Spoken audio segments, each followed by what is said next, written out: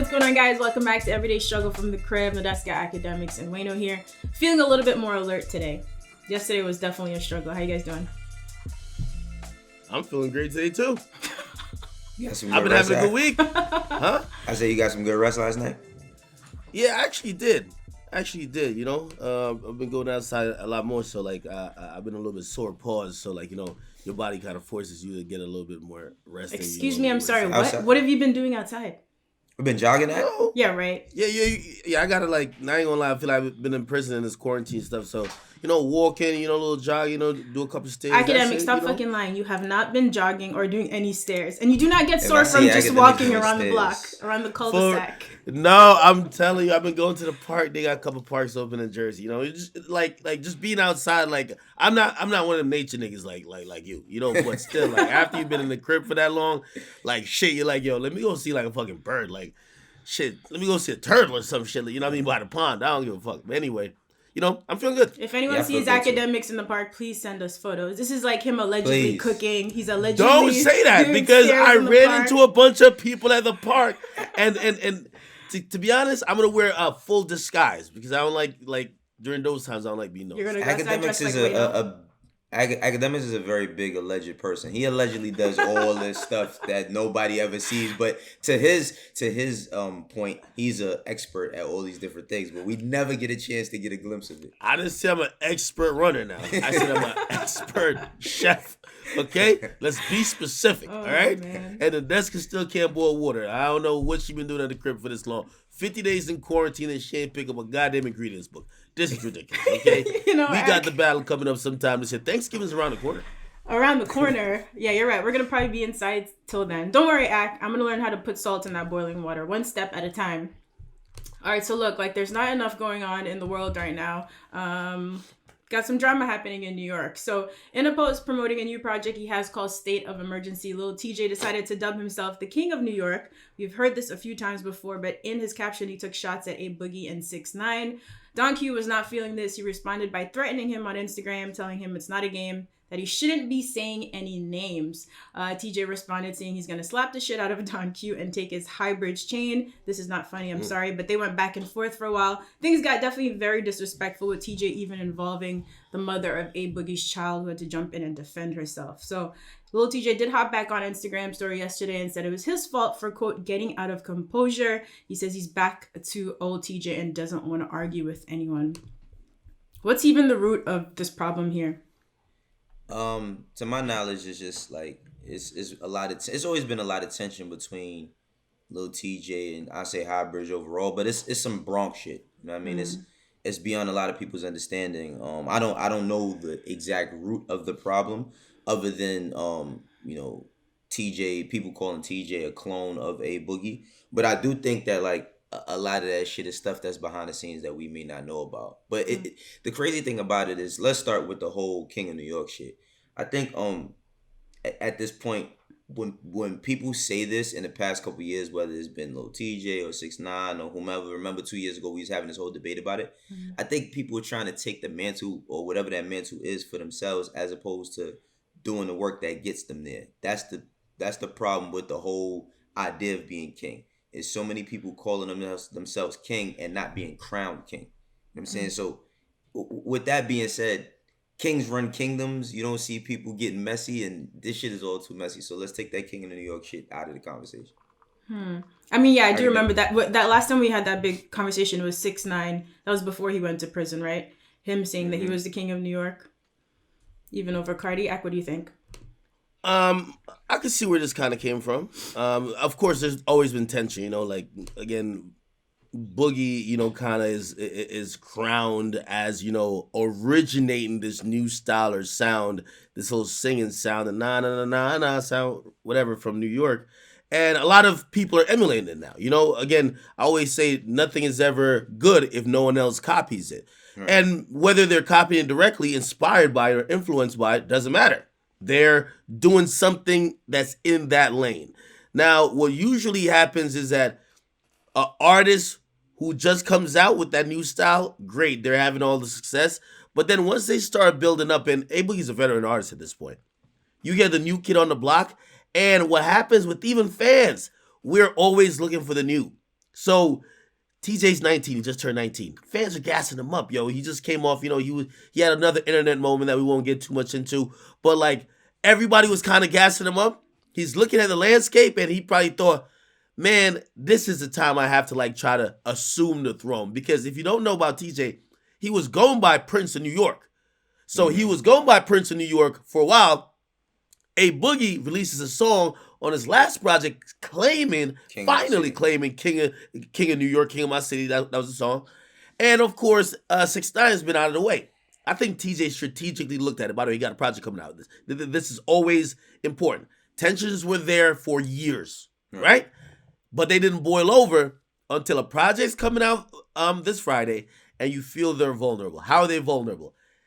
Even though a lot of people are expecting whatever from 6ix9ine, musically, whatever he's going to talk, whatever, he's labeled as rat. Then that kind of puts a damper on the king title. Maybe not to some fans, but just overall. That's vulnerability. A Boogie, I felt like A Boogie had 2 vulnerable moments in his career. What? Right after he dropped the International Artist, and I felt that's around the time TJ started to bubble. TJ dropped Brothers and a couple of the songs. A lot of people were like, yo, this guy could possibly, you know what I mean? He could be the next guy who takes over the lane. Then Hoodie season drops. And shuts down everything. But then, of course, the last project that just came out 2 months ago in February, I think it got lukewarm reception. Mm-hmm. That's why I think TJ feels so emboldened to claim that king. Interesting. So, Wayno, before you jump in, can we just set some ground rules here, at least one? Can we say that being a snitch definitely disqualifies you from the conversation of being king of New York and not puts a damper on it? Come on, we have some pride over here, Akademiks. Wait, no, hold on, wait. Are we talking about what fans are saying, or are we talking about, like, what the city is going to actually respect?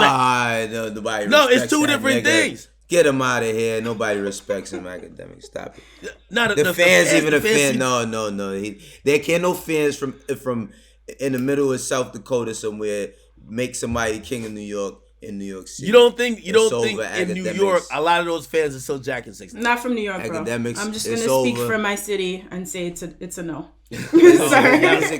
I'm from Jersey. I'm gonna stay out of your business.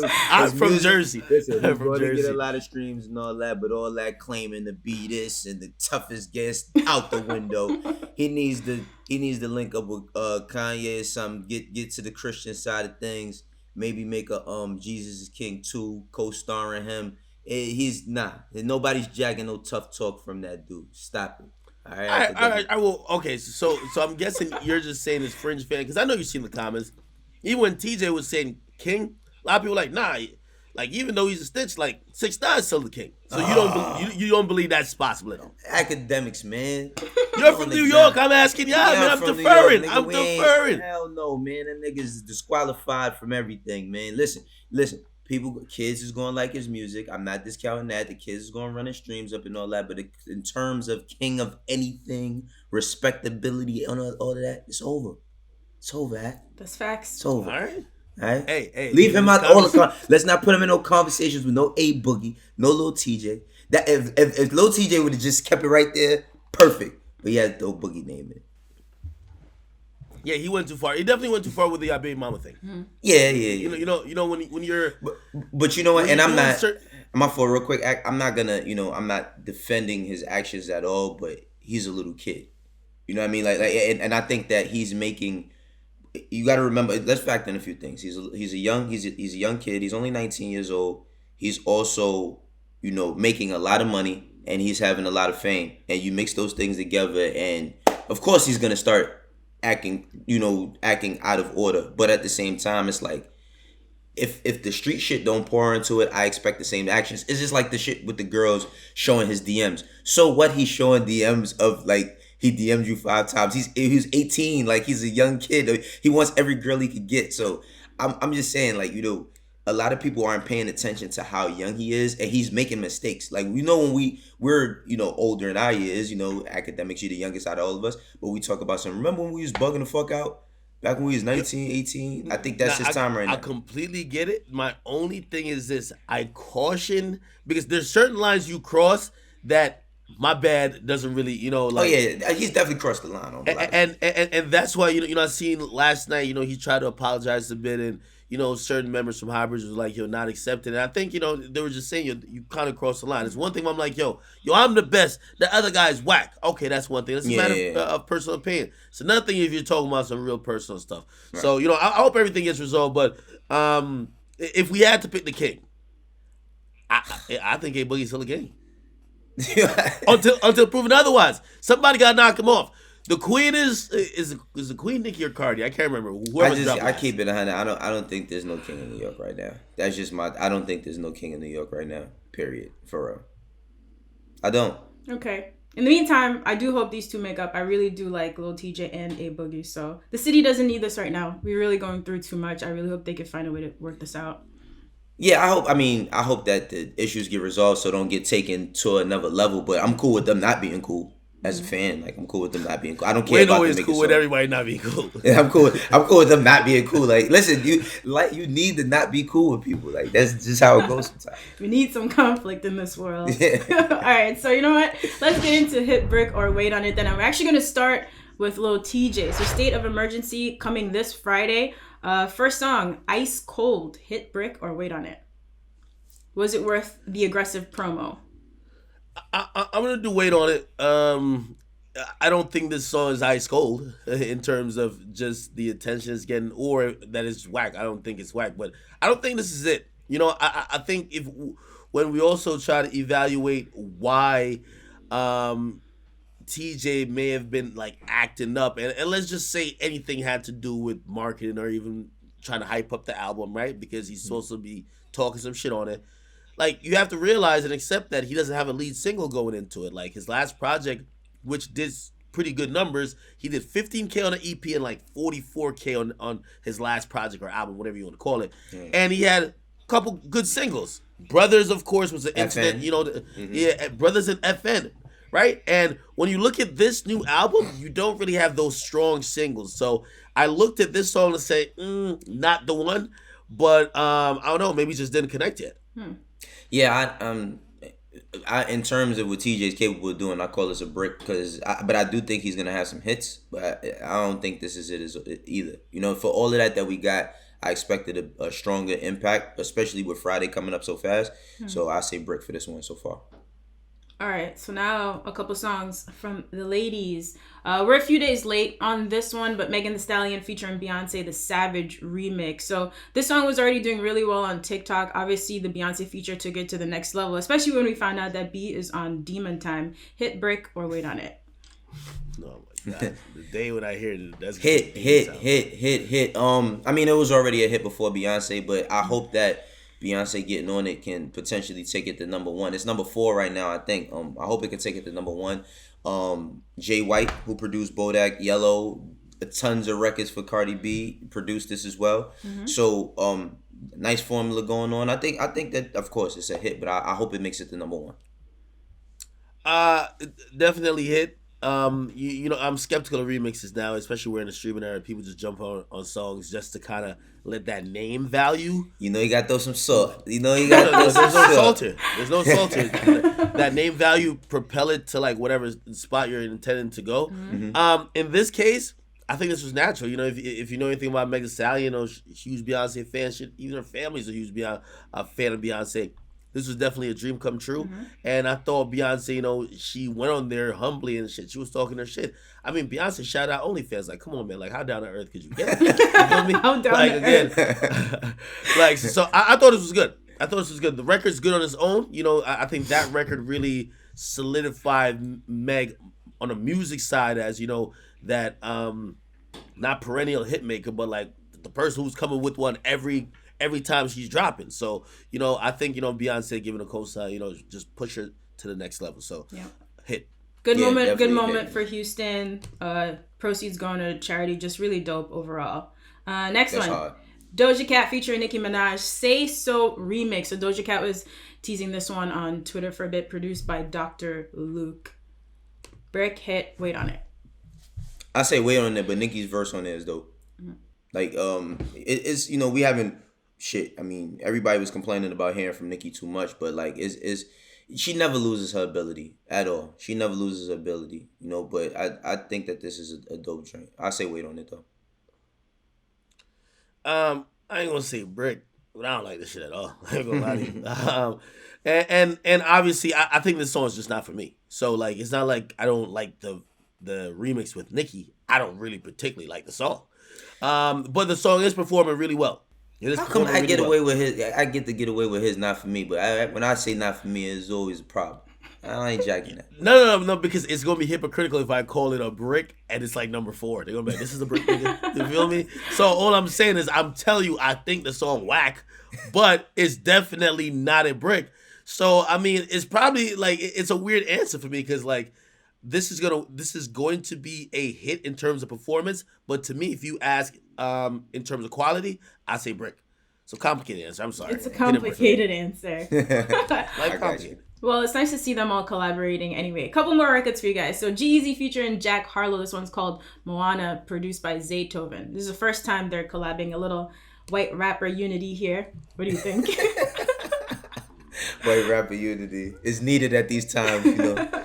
White rappers is going through so much, you know. But nah, I think that this is, I say wait on it, but this is gonna grow to be a hit. Like, this is gonna grow to be one of those type of records. It's Zaytoven, man. Like, to see Zaytoven's growth as a producer and not just a beat maker. You know what I mean? Like, he's definitely a producer. Like, to see Zaytoven working with a G-Eazy and a Jack Harlow, making a record out of it, that's hard.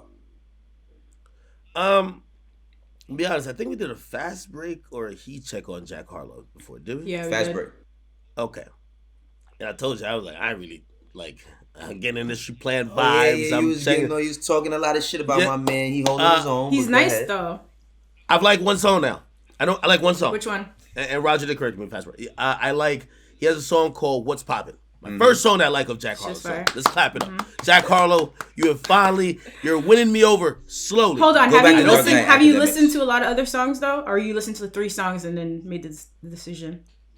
Yeah, I've listened to a whole 4 songs and made a decision, and I said not for me. And then I was like, how is this nigga poppin'? But I'm not gonna lie, that song "What's Poppin'" is actually poppin'. I like it. It's gold, and it's right? one of those. Here's the funny thing about even how music goes. I've listened to that song before, and I was like, I'm in the whip, right? Somebody plays this shit. I'm like, yo, what's this? I'm like, yo, that's Jack Harlow. I'm like, you're lying. They're like, no, that's Jack Harlow. So anyway, I do like that song. In terms of this though, G-Eazy, Jack Harlow, I think it's okay. You know, it probably will work, but I'm gonna be on the same boat with Wayno, the Wayno on the boat. So like, we got to see where this is gonna go. Like, it doesn't hit me instantly that this is a mega hit or this is just gonna shoot out the gates going crazy. Right.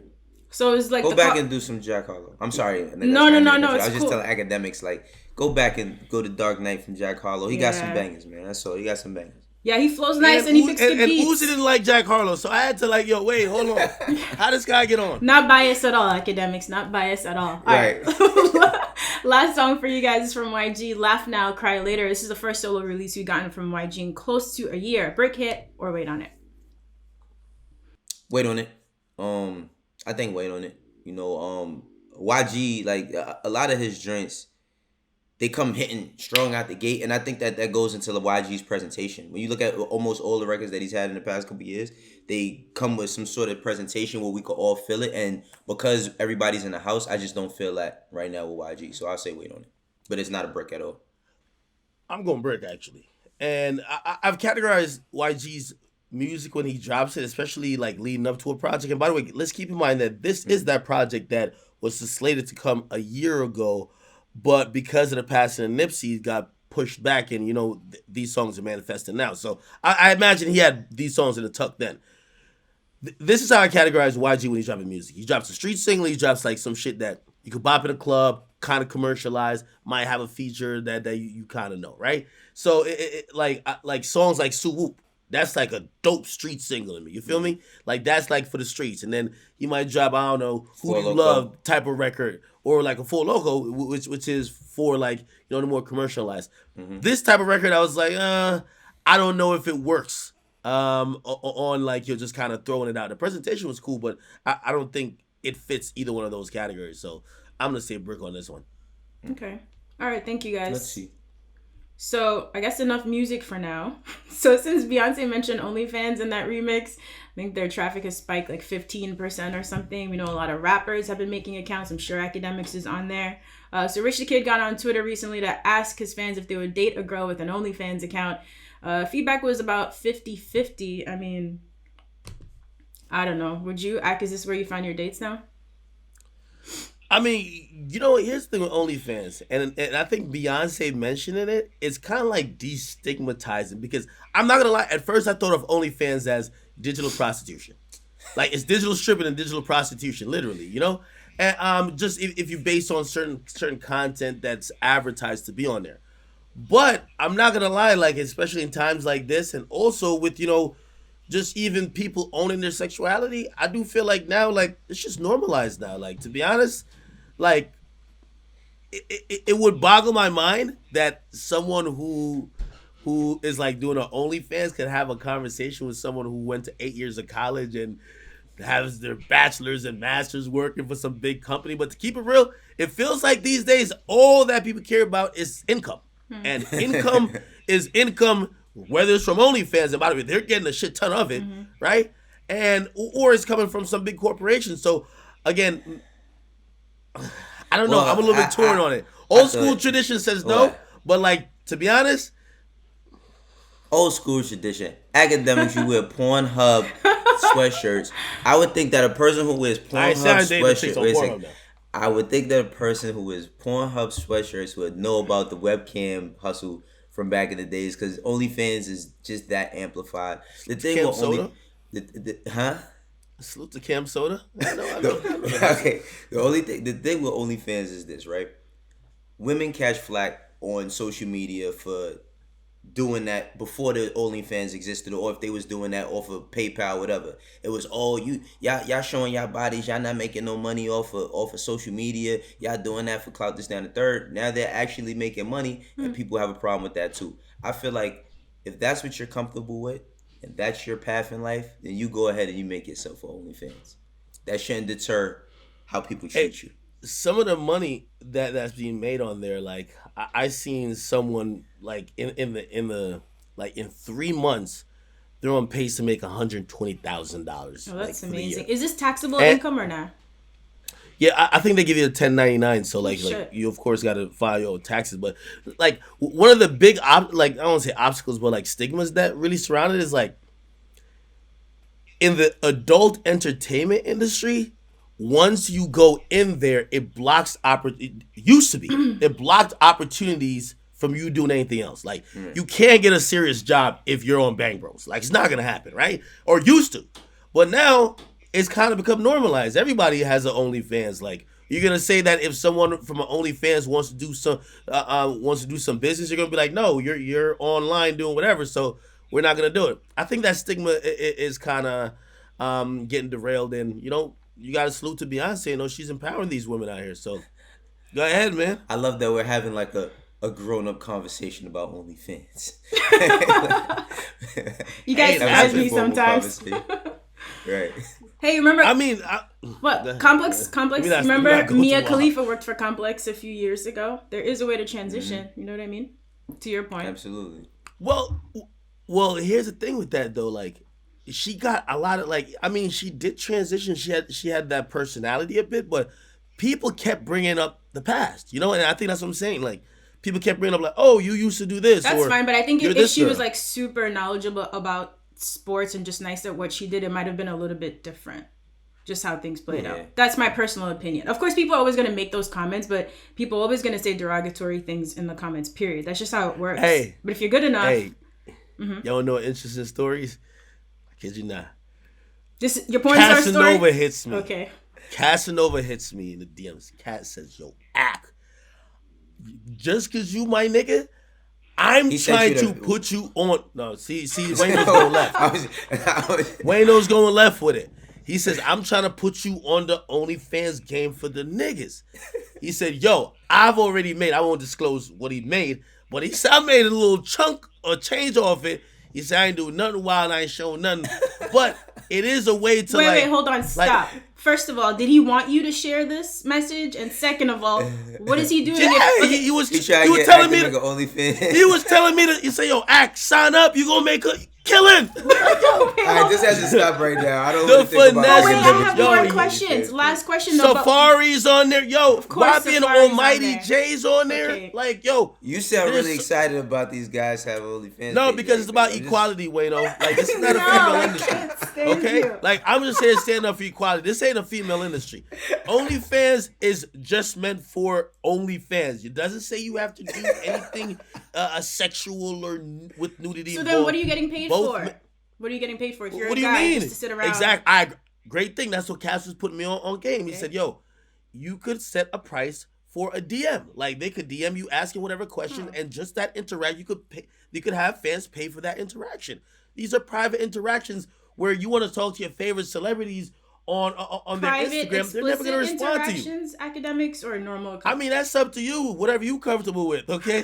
Listen, I'm not going to tell you how to use your body. That ain't got nothing to do with me. I'm just trying to tell you that for people who would like to monetize even the art of messaging supporters or people that would like to ask for things. Did you just say the art of messaging supporters art? We gotta go. Listen, all I'm saying is, man, support the men on OnlyFans, okay? Go support Akademiks. He needs your money, right? Support Akademiks OnlyFans, man. He needs more gaming chairs. You know he be bringing his chairs. He said, support Akademiks, man. Wait, would you date one? Like, say you were single. Would you date one? No hypotheticals. He's a man with a wife and a family. Let's move on. We gotta go. I got you, Wayno. Oh, man. Guys, thank you for watching episode. No, hold up. He just turned into DJ Khaled. Talk to me normal. I ain't got nothing to say about that. I salute everybody getting their hustle on. That's as far as it goes. I don't got nothing to say about that. Talk to me normal. Oh, man. All right, guys. Yo, thank you for watching the show. Send us some fan questions. We'll be back tomorrow on Twitter at EverydayStrug with 2 Gs. See you guys later.